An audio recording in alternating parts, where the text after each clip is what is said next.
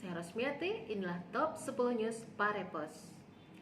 Mengawali Top 10 News Parepos, kabar dari Serikat Media Cyber Indonesia SMSI menyambut positif kebijakan Kepala Kepolisian Republik Indonesia Kapolri Jenderal Dr. Andes Listio Sigit Prabowo MSI.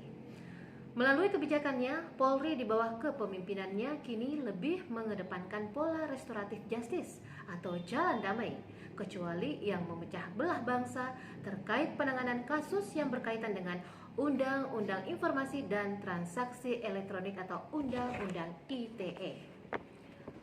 Kita beralih ke kabar Sopeng. Pemirsa, sebanyak 31 sekolah menengah atas SMA sederajat di Kabupaten Sopeng akan melaksanakan proses pembelajaran tatap muka langsung.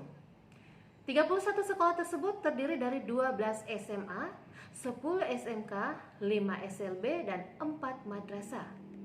Hal itu terungkap dalam rapat evaluasi Satgas COVID-19 Kabupaten Sopeng yang berlangsung di Aula Kodim 1423 Sopeng, Senin 22 Februari. Ketua Harian Satgas COVID-19 Sopeng, Letkol Infantri Richard Maribot Butar-Butar SAPMTR Han, pada rapat itu menyampaikan proses pembelajaran tatap muka akan dilaksanakan secara serentak pada tanggal 1 Maret 2021. Kita beralih ke kabar Sidrap. Korwil 4 PWNU Sulawesi Selatan mencetak sebanyak 24 kiai dan 5 nyai di Aceh Taparang. Hal itu menyusul sebanyak 29 peserta dinyatakan lulus pendidikan pengembangan wawasan keulamaan PPWK Daurah 1. Kiai merupakan sebutan untuk gelar ulama laki-laki, sementara nyai adalah gelar untuk ulama perempuan.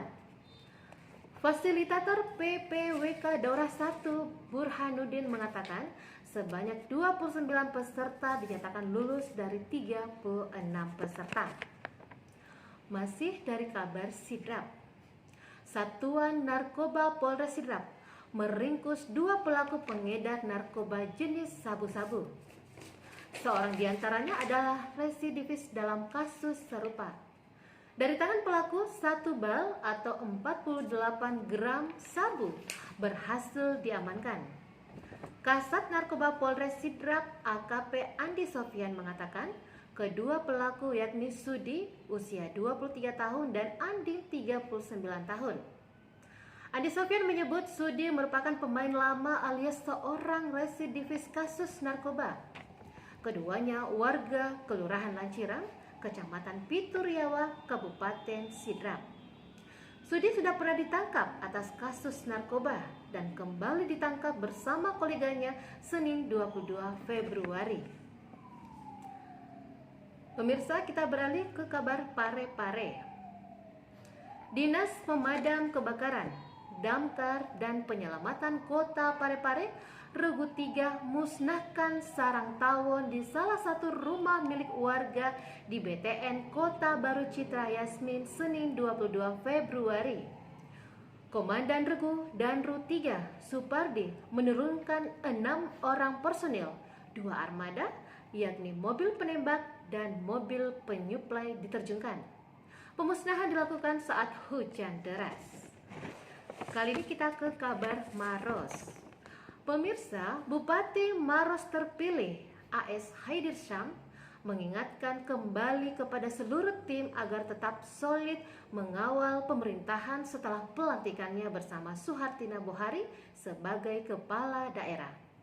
Hal itu ia ungkapkan saat menghadiri kegiatan yang dilaksanakan salah satu simpul tim pemenangan pemilihan Bupati dan Wakil Bupati Maros 2020 di Desa Samanggi, Kecamatan Simbang, Kabupaten Maros, Minggu 21 Februari 2021. Pemirsa, keberadaan Mall Pelayanan Publik MPP di berbagai daerah tingkat 2 terus diperkuat dengan regulasi. Saat ini, unit kerja Deputi Bidang Pelayanan Publik Kementerian Pendayagunaan Aparatur Negara dan Reformasi Birokrasi tengah menyusun naskah akademik peraturan Menteri PAN-RB tentang pedoman teknis pembentukan Mall Pelayanan Publik. Dan nilai tersebut nantinya akan mengatur tentang prosedur pembentukan MPP hingga MPP sebagai paradigma baru pelayanan terpadu. Naskah akademik atau policy note memiliki peran penting dalam menciptakan suatu produk hukum yang baik dan berkualitas. Pemirsa, kita beralih ke kabar Parepare. Program vaksinasi COVID-19 segera memasuki tahap kedua. Seiring dengan hampir selesainya pemberian vaksinasi tahap pertama kepada para tenaga kesehatan. Salah satu kategori yang masuk di tahap kedua ini adalah lansia, yaitu seseorang yang berusia 60 tahun ke atas. Kali ini kita masuk ke kabar baru. Pemirsa, PT Mitra Hijau Asia akan membangun pabrik pengelola limbah bahan berbahaya dan beracun di kawasan Garongkong, Kelurahan Magempang. Direktur Jenderal Pengelolaan Sampah dan Pengelolaan Limbah Berbahaya dan Beracun PSLB 3 Kementerian Lingkungan Hidup dan Kehutanan KLHK Rosa Vivin Ratnawati melakukan peletakan batu pertama pembangunan pabrik yang pertama di kawasan timur Indonesia Sabtu 20 Februari kemarin. Dan terakhir pemirsa, top 10 news Parepos, kabar dari Sulawesi Barat. Kapolda Sulbar, Irjen Polisi Eko Budi Sampurno menorehkan prestasi luar biasa untuk Polda Sulbar dengan menyabet 3 penghargaan bergengsi tingkat nasional.